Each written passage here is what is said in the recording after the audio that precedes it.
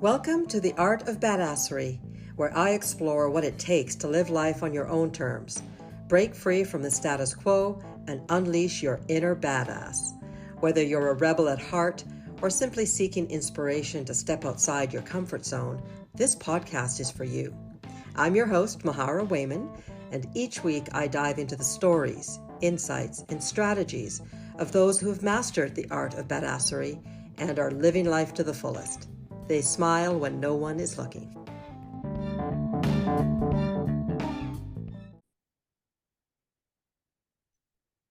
Recording in 3, 2, 1. Welcome to the Art of Badassery podcast. I'm your host, Mahara Wayman, and today's guest is Cindy Witteman, a San Antonio, Texas-based business owner, best-selling author, TV show host, entrepreneur, nonprofit startup coach, and more. As a former single parent and stepmom with a big family, she knows the challenges and the joys of parenting. Cindy is passionate about helping others find positivity in life and is the founder of Driving Single Parents, Inc., a nonprofit that provides reliable vehicles to single parents, changing their lives for the better. Join us as we talk about her journey and all of the things that she went through that brought her to where she is today. You're going to love her story. We'll also talk about her dedication to empowering single parents. Cindy, welcome to the show. I'm so pleased to have you here today. Hello. Thank you so much for having me. I can't wait to share all the things with you. Wonderful. Well, I guess the first thing I want to ask you is, because it came up twice in your bio, was this deep desire to help single parents. Where did that stem from? Well, it actually goes way back to my childhood. So I was raised by a single mom who was disabled. And so for most of my life, my mom had a disability check and she couldn't work. So we lived on the disability check, some government assistance, and some child support in there, a little splash of that too. But a lot of times we struggled. We didn't have running water sometimes. Sometimes we didn't have electricity. Sometimes we didn't have food. And a lot of times we didn't have transportation. And so that was my early years. And it was generations of, poverty that I had kind of seen go on in my life. And so growing up, I would always try to figure out how to get to a better place. How was I going to get to a better place? And of course, I had the rule. I was never going to be a single parent, ever. So, of course, the way to escape all these problems was to get married to the love of my life, the man who was going to be my knight in shining armor. So at a very young age, I ended up getting married and we had some kiddos. And unfortunately, it took a turn for the worst. And it ended up being a severely bad situation. It was a lot of domestic violence, a lot of mental abuse. And, but again, determined to never be a single parent and never have any of those struggles. I stuck it out for quite some time. I would always tell myself the abuse was happening to me and he wasn't actually abusing my daughters. And so it was okay. And I could just cook better. I could just clean better. I could just do better. I could just shut my mouth more because I love to talk. And so I had all of these grand ways of fixing the situation, But what I ultimately realized was I was pretty much putting a Band-Aid on a gaping wound and it was never going to get better. And things were never going to be a white picket fence and a shiny, beautiful life. And so one day I was actually folding clothes and I was a stay-at-home mom and listening to Dr. Phil, of course. And Dr. Phil said something that day that changed my life. And what he said was, it's better to come from a broken home than it is to grow up in one. And literally, the minute I heard those words, I got up, I got a basket of clothes, a bag of diapers, and me and my daughters left. And we built a new life for ourselves. And it was really just in that moment that I realized that although I was avoiding single parenthood, and although I was avoiding a lot of other things that I had gone through in my life, I was dragging my daughters along this journey, teaching them how people are supposed to treat them and teaching them that that was okay. And I just knew in that moment that I had to get out of there. So going through, and I know I'm long-winded here, but I'm getting to my point. Going through all of that, I ended up working 2 jobs for myself through college, just really trying to make sure that I wasn't going to be any of the things he told me I was going to be, which was going to be stupid. Nobody wanted me. I was never going to get anywhere. I was going to be on government assistance like my mama. The girls were going to suffer because of my choices. And I was bound and determined that I was going to prove him wrong. And I was going to prove to myself and my daughters that we could do this. And so I like got through all of that hard time. I got myself into a little bit of a better place. And all the while I'm going through this single parent journey, I'm thinking to myself, like I had this tug that was just telling me like, you need to do something. You've got to do something to help other single parents when you get to a better place. So when I did, I initially really wanted to do childcare because I thought that was my biggest need as a single parent. You know, you can't do anything to get to a better place without that childcare. But I ran a poll here in San Antonio, and nobody could get excited about a nonprofit focused on that. And they just assume government assistance handles it already. There's all these grants and all kind of stuff. And unfortunately, there's a lot of long waiting lists and lack of funding. And even though those programs exist, and I'm glad that they do, they're hard to really utilize. But again, what is a good nonprofit if nobody wants to donate, right? So I specifically remember that moment whenever I decided I was going to do something for single parents, which was I ended up founding that nonprofit, driving single parents to give away cars, because I wanted to make sure that whatever I did, it wasn't going to be something small that was just going to get them to tomorrow, or something small that was going to get them to next week. I really wanted to do something that was going to be more than what I said earlier, which is that Band-Aid on that gaping wound. And that's how at dinner one night, I ended up having the idea. I stood up and I said, that's it. I'm going to give away cars to single parents. And that night I went home, I built the website. I came up with a business plan. I gave away a car less than a month later. Okay. Amazing story. And I wanted to break in and go kind of like Oprah, and you get a car and you get a car. But I do want to I want to dive in a little bit more to the actual nonprofit. But at this point, I'm curious, and I'm sure our listeners are curious too. Take us back. You're a little girl. You mentioned generational poverty, growing up with a single mom, disabled, lots of struggles there. Lots. What do you think what was it that gave you the impetus to say, I'm going to do something different? Because I think there's a lot of people that wouldn't have gone that route. They would have said, hey, this is my life. This is the best I can get. This is the best I can do. Can you take us back to a time when you maybe first realized that you did have a choice? Yes. Well, I honestly, I don't know the moment, but I remember as a kid constantly seeing like other people weren't, dumpster diving for their belongings because they just got evicted. People's cars weren't getting towed away with their mom in it because it was being repossessed. Other people had food and clothes and clean hair. And I started to realize that like, hey, like something's not right here. How did they do that? And my mom would always say, oh, those are the rich people, those people over there, the rich people. So I got to thinking like, how am I going to figure out how to get to that? And so I would ask people, I would just walk up to random strangers and say, hey, how did you get those nice shoes? How did you get that nice car? How did you get that nice house? How did you do that? And each and every one of them said something very significant, which was, I have a good job. And I kept thinking, man, I might be only 8 years old, but I got to get me one of those as soon as I possibly can. And so that's kind of where the spark kind of started.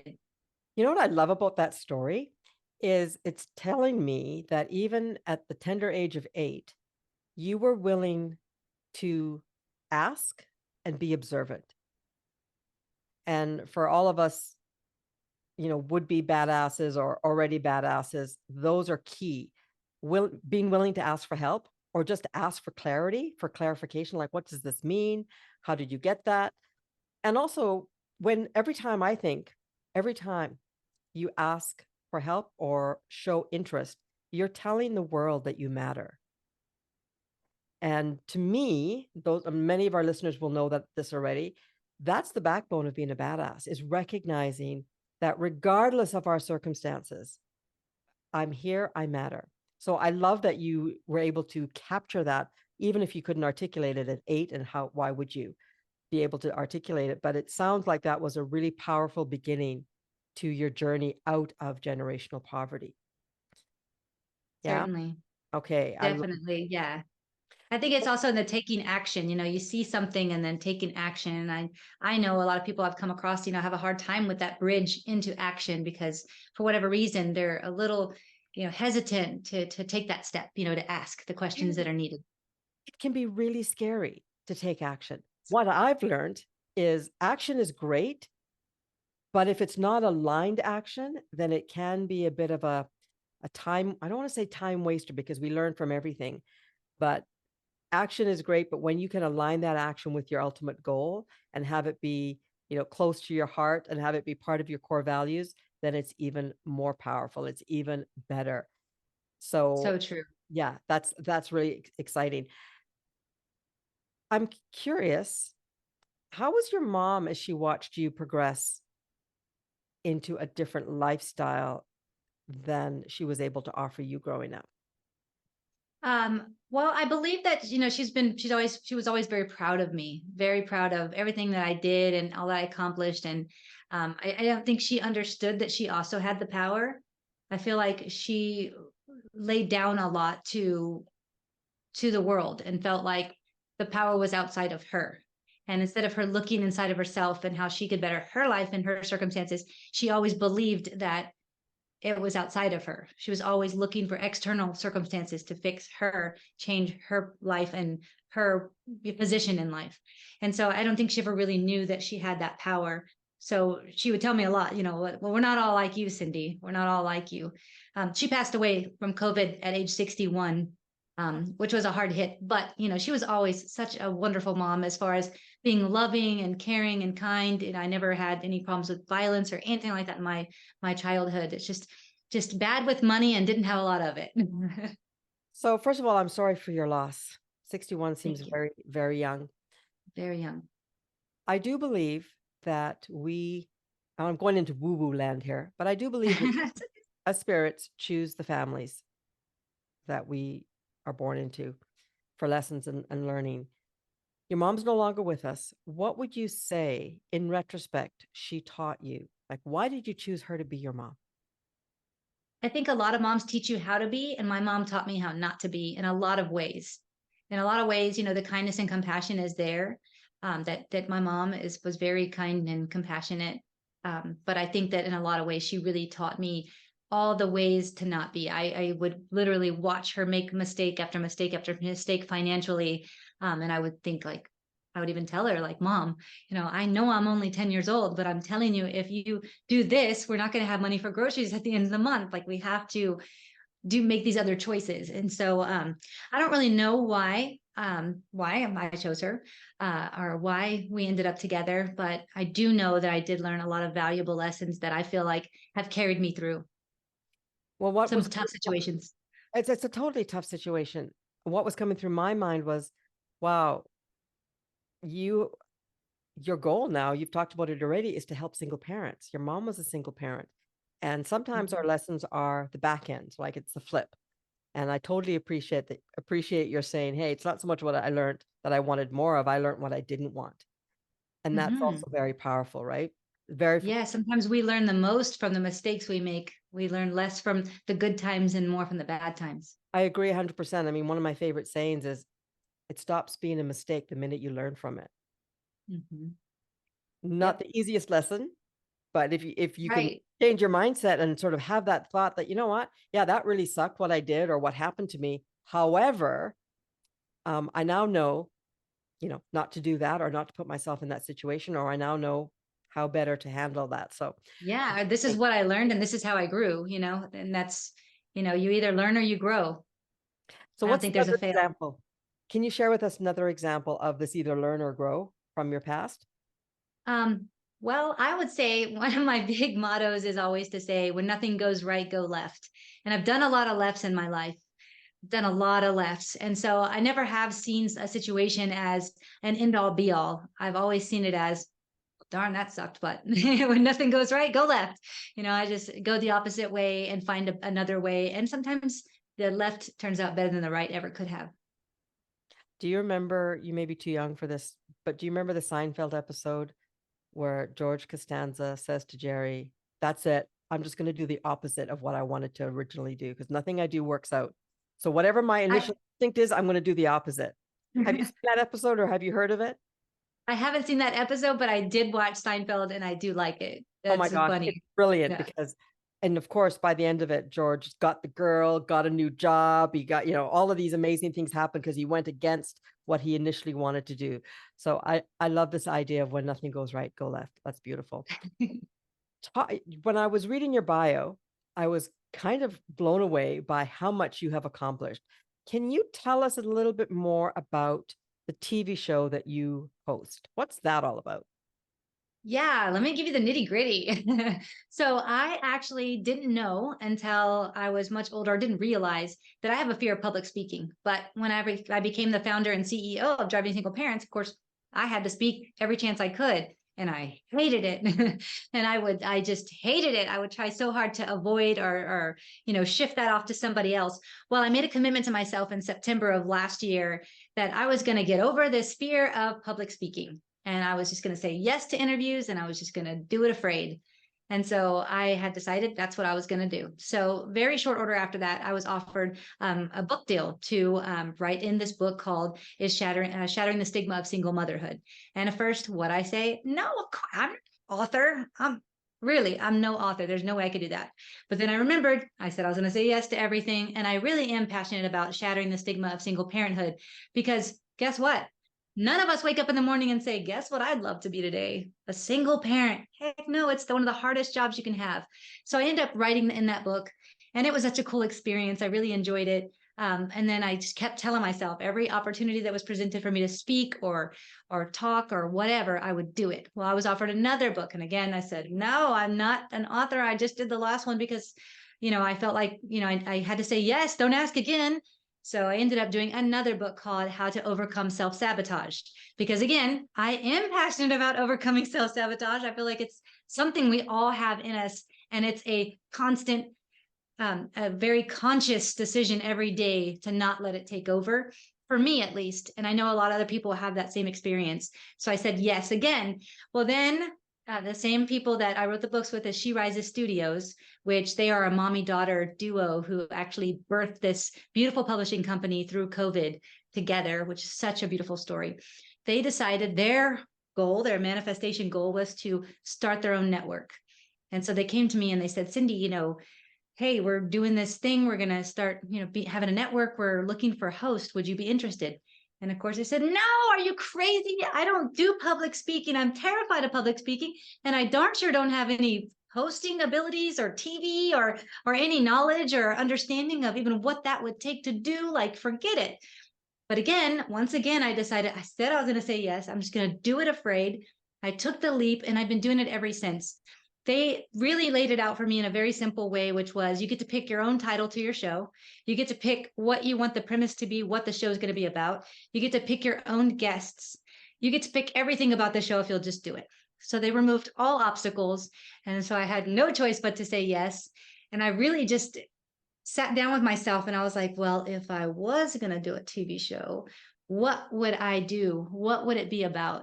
And immediately it came to me. It was like, if I could highlight ordinary people doing extraordinary things to help others, shine a light on all of these incredible people who are out there every day making this world a better place, that would be worth swallowing my fear and doing it afraid. So that's what I've been doing and I love it. I feel like we need to have t-shirts that say, I'm doing this afraid. Yeah.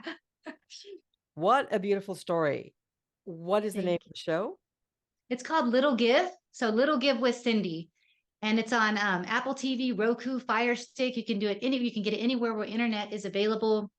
You can find it on phoenixtv.app. It airs in over 127 countries. And I also spun it off into a podcast so we could get the good message out to other people, more people. And I think that's so important because I feel like in today's day and age, there's, bad news sells. And so there's so much bad news and we're constantly inundated with all this bad news that some people can start to feel like scared of this world. And so I think that my show's mission is really to show people that, hey, you know what? All that bad news, that's over there. We're over here. We're over here spreading kindness. We're over here helping each other. We're over here lifting each other as we climb. This is what it's all about. That's so beautiful. I'm excited. I can't wait to check it out. I would love to know a little bit more about how you actually, and I'm sure our listeners would like to know this as well. It's once you've done it, it's pretty easy to say, yeah, just do it scared.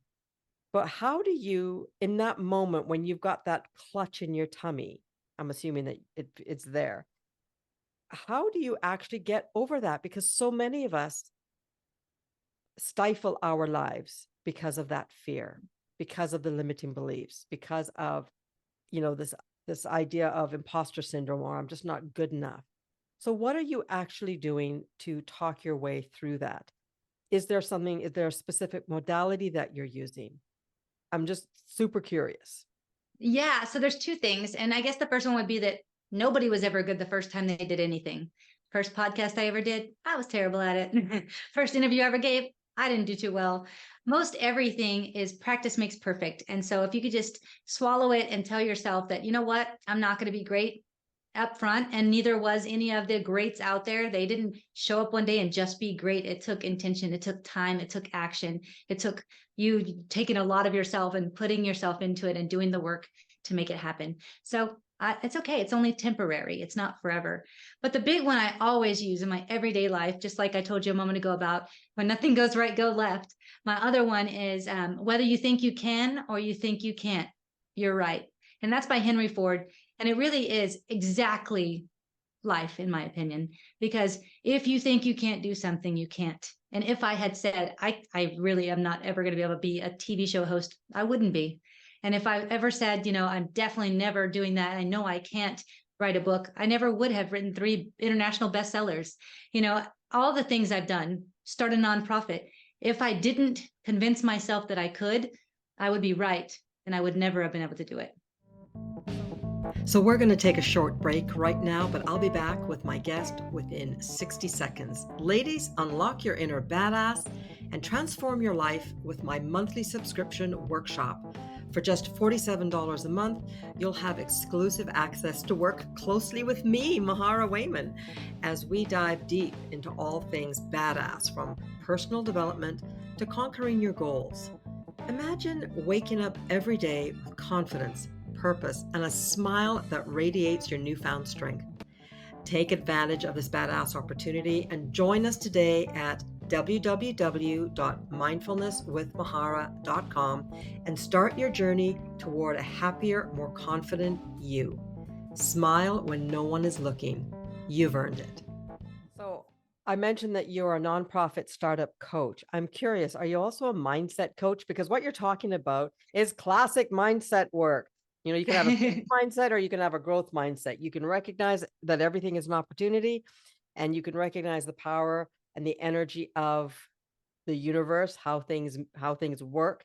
I'm curious, do you do that as well in your coaching practice?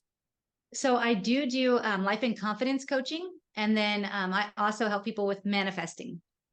Let's talk about manifesting, because Cindy has a brand new book, and I love the title.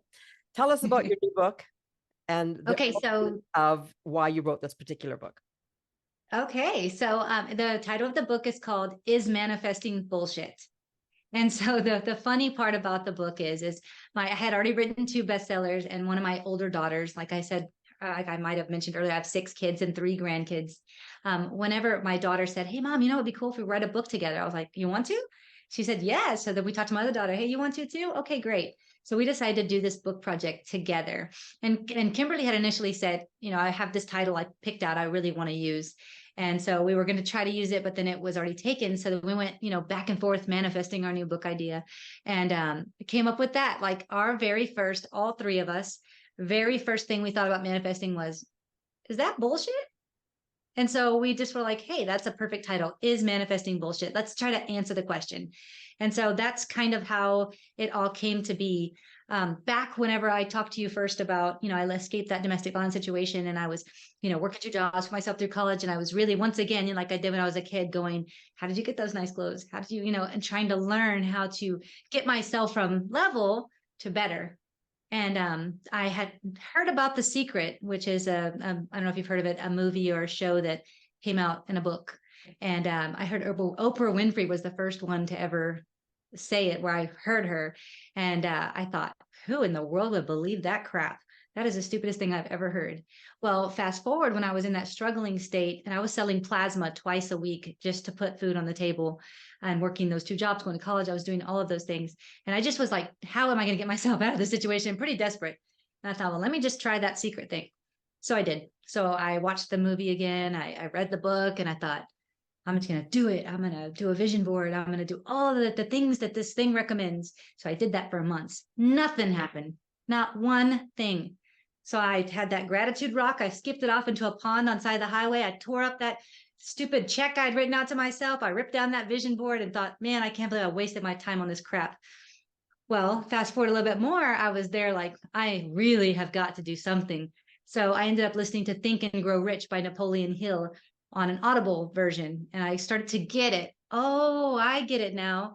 It's about taking action. No purple elephant is landing in your living room. No brand new car is going to pop into your driveway because you're now manifesting. No, no, no, no, no. You have to figure out what you want.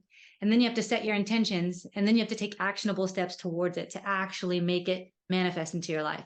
It's not a sit back and wait for them to deliver your, medal from running a beautiful marathon. No, no, no. You have to actually go out and run that marathon. So once I got that part, I listened to The Secret again. I read the book again, and I was like, okay, I think I got it. It's all about gratitude. That's what's one of the main components, in my opinion, is. And so I started just, at this time, I'm not going to try to get that new car in the driveway. What I'm going to do is I'm going to be grateful for everything I already have. Once I started to feel that gratitude, I really started to see, oh, like if people open the door for me all of a sudden, it just, this feeling of, you started to see the good. It didn't happen right away. And in fact, I had a little bit of an issue with my brain still wanting to go back to those negative thoughts. And so I actually took a simple rubber band and put it on my wrist. And every time I'd have a negative thought, I'd snap that rubber band. And eventually it triggered my brain. They're like, hey, we don't like that. So it would just stick with that positive. And it really started to make a big change in my life and really shifted. And I started to show it to my daughters, and they really rolled their eyes and thought I was crazy. But then now all three of us, them as grown women and mothers themselves, have gotten together to write the book about how manifesting worked for us, how we first came to know about it, and the way we ended up using it in our lives to better our situations. Well, that's so much fun. It's such a great title. And we were talking earlier. I remember I grew up with Oprah and Dr. Phil. I'm a lot older than you, but I'm part of that generation. I have been on a journey of personal growth for over 30 years. And the first book I read was from Louise Hay, who was like the grandmother of affirmations. You Can Heal Your Life was the book that I read. I grew up in a family where my dad was always telling me, that's not your business, that's the universe's business. Be careful what you say, be careful what you think, Mahara, because you'll create it. I didn't have a clue what he was talking about, but that's how I grew up. So I grew up as a teenager with my dad. We're going for a drive, and he would say, remember, think good parking spot. And I'm like, yes, Dad, parking, great parking spot. And of course, we'd get a great parking spot. So I'm very familiar with this idea of manifesting. But when it really hit home was when I had a coach say to me, and yes, people, I have my own coach. She said to me, Mahara, look around your world right now. What do you see? And I'm like, well, I'm in my, I described my home. So what else do you see? And I sort of talked about my life. She goes, that life is one that you've manifested based on your thoughts from years ago. The good, the bad, the indifferent. Whatever you have in your world, you've actually manifested it. And that was just such a different way of looking at things. I'm like, but wait a second. I'm really struggling right now, which is why I have a coach. Like, how did I manifest that? So it was the beginning of the understanding that we are what we think. Our thoughts have power. Our language has power. And what I love about this idea of gratitude is that we raise our vibe when we're happy. Everybody knows that, right? It takes, the minute you think of something, your face lights up, energy goes up. And there is something. And your chemicals in your body release to tell you that you're safe and you're happy and everything is good. The challenge, I think, for most of us, or many of us, is that because of life circumstances, because we're spiritual beings having a human existence, tough things happen. And it can be very easy to forget that there's a lot of beauty and joy and things in the world for us to be grateful for. So I love that you've reminded us that being grateful, having an attitude of gratitude, is like one of the first things in manifestation. You want to really focus on what's good versus what's not. You always want to focus on what you want more of in your life versus what you don't. Because a friend said this to me the other day, actually on a podcast as well. She's like, the universe doesn't have a sense of humor. it just does what you say. It gives you what you ask for. So be really careful on what you're asking for. And having an attitude of gratitude makes it that much easier. Okay, we've talked about the name of the book. When can we expect this book to come out if it hasn't already? So the ebook came out on October 10th, but the paperback is going to come out on November 21st. And we're actually already hit bestseller, and we've already hit international bestseller for the ebook so far. So it's doing really well. But what we're trying to do is hit the New York Times bestseller list. And that is a campaign where we have to sell 10,000 books in that first 7 days. So starting on the 21st, in 7 days, we have to sell 10,000 actual paperback copies. So that's what we're working towards right now. So you'll be able to see it out in Amazon, major retailers, anywhere you buy books on November the 21st. Well, congratulations for that. That is a huge accomplishment. And I can't wait to get my copy because I don't think manifesting is bullshit. I believe in it, and I'm working on it myself to manifest this beautiful business, this podcast. I had an idea for this podcast like 5 years ago. I just put it on the back burner. I wasn't ready for it. And then in the spring, all of a sudden I had a download. It's time. And I just knew it was easy to put together. I got the name, got the artwork, put it all together. So when it's right, it's right. But for those That's right. if you're interested, The Secret is a classic book, but there's lots and lots of books on the subject. But it does start with having an attitude of gratitude.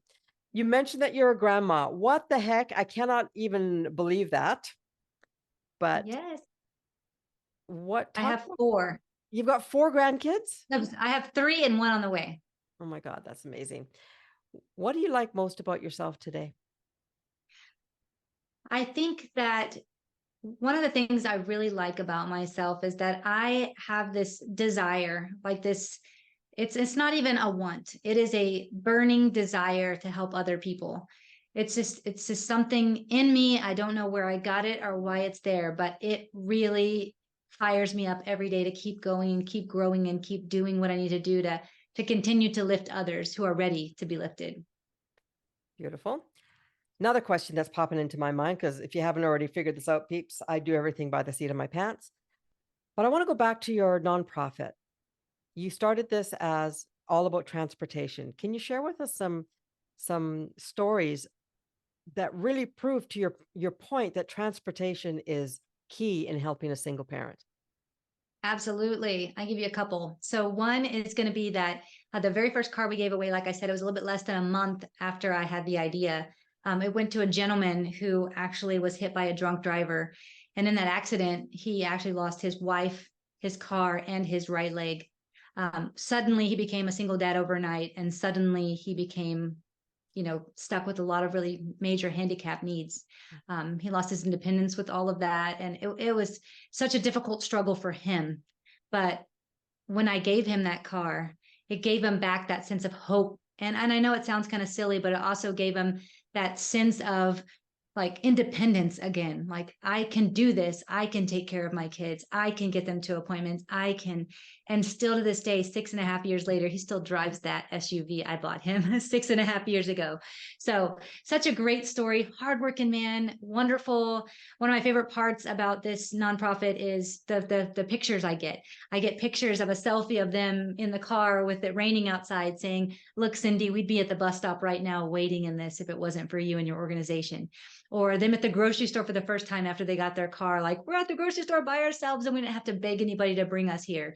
I've gotten pictures of the first day of school where the kids are grateful and given a video. Hey, Cindy, we're so thankful for you and the organization because today I normally would have had to be dropped off by a family member, but because my mom had to take the bus to get, where she needed to go. So today I'm riding with my mom and she's able to drop me at school. Things like that. The college graduations I get invited to, where these single parents, they don't just take this car and run off.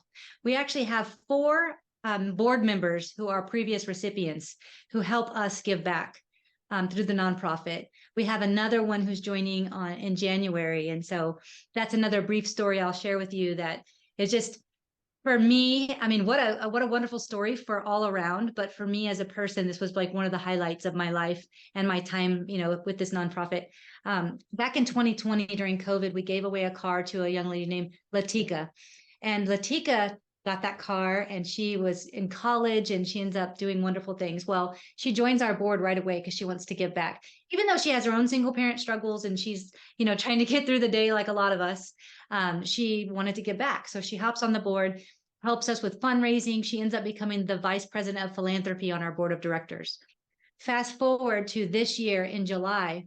Well, she before July, but she ends up telling me, "Hey, Cindy, guess what? I've graduated college now. I've gotten married. I'm in a much better place. I bought myself a car, and now I want to donate the car back to driving single parents that you gave me." So she donated. She could have traded it in. She could have sold it. She could have done anything. She donated that car back to driving single parents, and we blessed another single parent family with the very same car on July 8th of this year. So talk about a full circle moment. Talk about how the power of the ripple effect. We gave to her and she gave back to driving single parents in so many different ways. And then she gave back the very same car and then blessed another family who is one of the families who sent me that picture on the first day of school with gratitude that mom was able to take her. What a fantastic story. Yeah. Now, is this only in San Antonio, or has it branched out to be a little bit bigger? We're only in San Antonio for now, but boy, am I working hard to expand. I really want to expand as much as we possibly can. I know that, and a lot of people think that a car is a luxury item, but in San Antonio, Texas, it's not a luxury item. And in fact, it can be quite the opposite. It can make single parents be late to work where they lose their employment. It can make it impossible for them to join boards or go to the PTA or get their kid to extracurriculars or go see family out of town or go to college, all the things that can really up level their lives.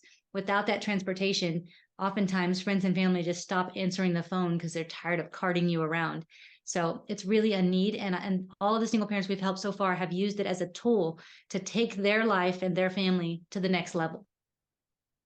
Oh my goodness, this is such a great feel-good story. I want to go back though to, I had asked you what it is that you love about yourself, and thank you for sharing. I'm curious though, is there anything that you are still working on that you're willing to share with us? Because sometimes I worry that, and I'm speaking from my own experience, people have looked at me and gone, well, you're so lucky, you got a great life. And they have no clue that I've had insecurities or struggle with anything. And I think it's a real, even now, mental health has really become a topic. We're realizing how many of us really need support.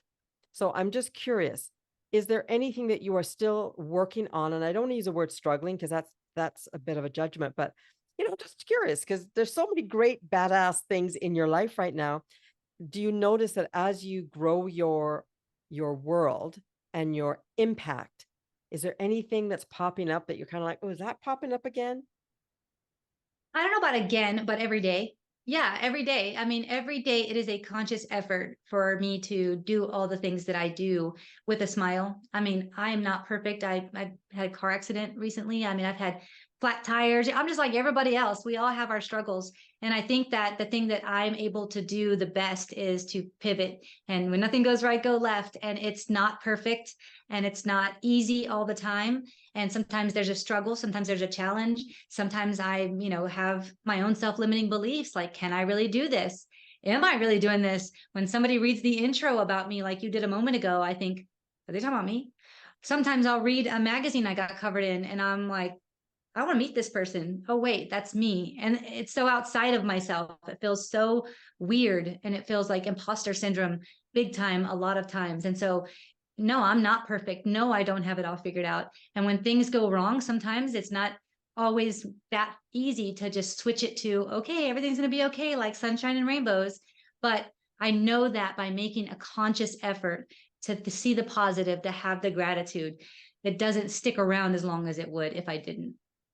Thank you for saying that. And those of you, that can appreciate what it's like to, sometimes we have to pretend, right? Sometimes we pretend that we're happy, or we pretend that we get what's going on in the world, in our world.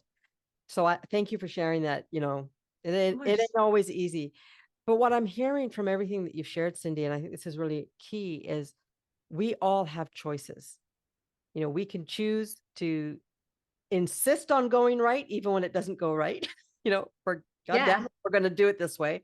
Or we can give ourselves permission to pivot. You used that word just recently. And I think pivoting is another key component to being badass, is recognizing and giving yourself permission to, okay, that didn't work, but that doesn't make me a bad person.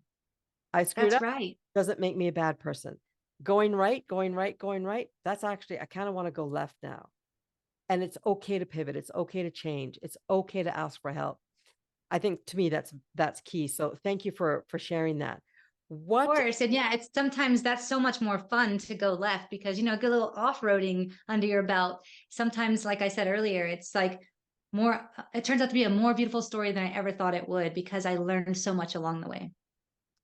And that's what this journey is all about, right? It's all about learning as we go. It's not really, Yeah, you mentioned it earlier that you felt your mom really focused on, when I get this, then I'll be happy on the inside. I just need all that outside stuff. And what I'm hearing, Cindy, is that you learned from a very early age that it's actually the opposite. When you it is. recognize your greatness first, and you can be appreciative and recognize, you do need to know what it is that you want, and you do need to work towards it. Aligned action is key. But when you can do that, then the outside stuff comes now. It just comes, right? It does. And recognizing your own power is something that I know that a lot of people, including myself, have struggled with, is realizing that everything that you ever wanted is all inside of you. It's not outside. It's everything is inside of you, and you get the opportunity to create the experience you want to have.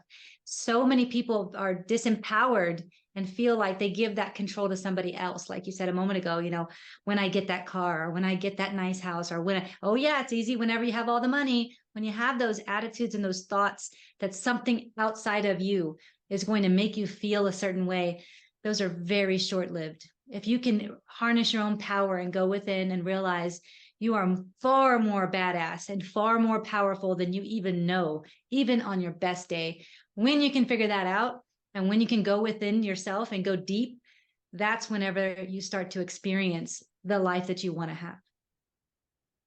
Couldn't have said it better myself. All right. What is next for you? You've got a TV show.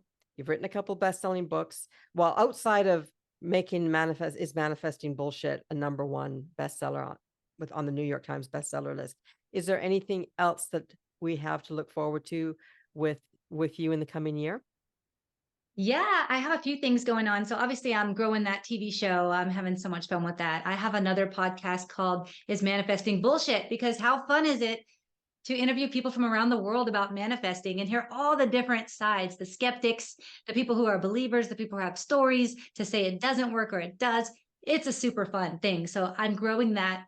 Love it. Of course, I have my business, CFUs, that I do all kinds of great things. I do a lot of speaking events, a lot of engagement. I love doing that because I really feel like I want to help others. I love to empower people. So that, and then the three things that are coming up in the next year, in addition to all that, is I'm writing another book that's going to come out in February. I'm part of a thing called 100 Voices, and it's a baby of She Rises Studios, which I mentioned earlier, the publishing company, the mommy-daughter duo. They are doing this 100 Voices, which is all about showing people's voices from women around the world. You write your own independent book, and they're going to turn into a docu-series. And so I'm part of that collaboration. It's going to be so much fun, really shining a light on all the different stories and all the different voices out there that can make an impact. So there's that. And then I am also a beekeeper, which you may not know about me, but I'm a beekeeper and it's so much fun. So in mid 2024, I am releasing a children's book that's all about bees. So that's my second thing. And then the third thing is I have another book that's coming out that's going to be basically like a is manifesting bullshit 2.0 or a busted. I am not sure that you're doing enough. Honestly, Cindy, we got to chat. No, it's amazing. And folks, I hope you realize that about 20 minutes ago, she said, "Oh no, I'm not an author. I don't write." Yeah, and that's The how I biggest felt. things that are coming up for you in 2024 all include writing. Cindy, thank you so much for all that you are doing to make a difference in the world.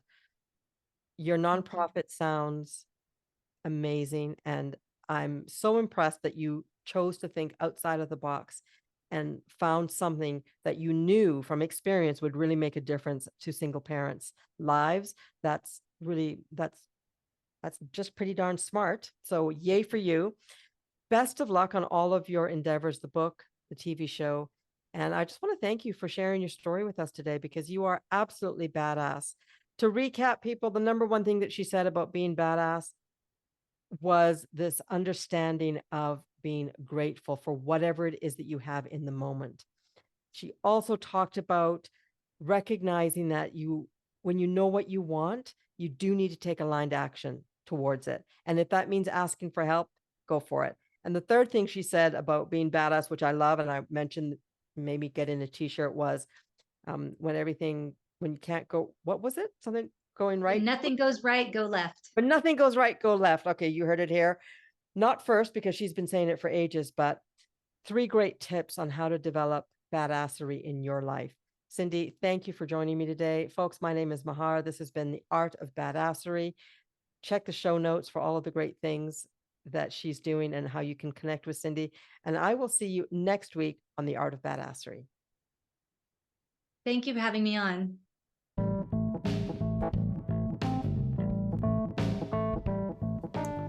Thank you for tuning in to the Art of Badassery. I hope you enjoyed today's episode and gained valuable insights to help unleash your inner badass.